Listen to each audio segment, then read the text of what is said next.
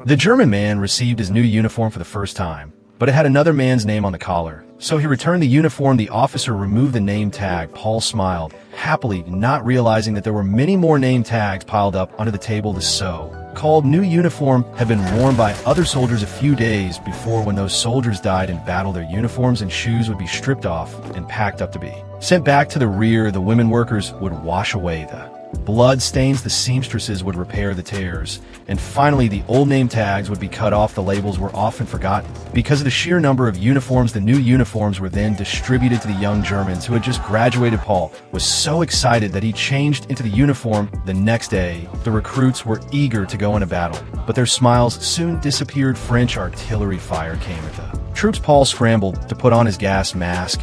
No sooner had the recruits reached the trenches than they were forced to use their helmets to scoop out the standing water inside. That night, Paul was sent to reconnoiter the front line, but after a flare went up, the enemy launched a heavy artillery attack. Paul quickly ducked into an anti-aircraft trench. At this moment, he was trembling and regretted his decision to join the army. After a night, Paul was lucky to survive, but the trenches were littered with corpses. He was ordered to collect the name tags of the dead. It was only then that he finally realized where his new uniform came from. 3 years later, Paul has become a veteran in the face of enemy fire. Paul was no longer afraid. He skillfully dodged the French bullets. The German soldiers quickly attacked the enemy trenches. Paul even found the enemy command. Just as he was enjoying the French food, people suddenly shook so violently that even the rats fled in panic. Paul sensed something was wrong and immediately ran out to check the sight in front of him froze him in his tracks. Several huge steel boxes were moving towards them. The bullets did nothing to stop the tanks from advancing. Soon the tanks launched a fierce attack on the Germans.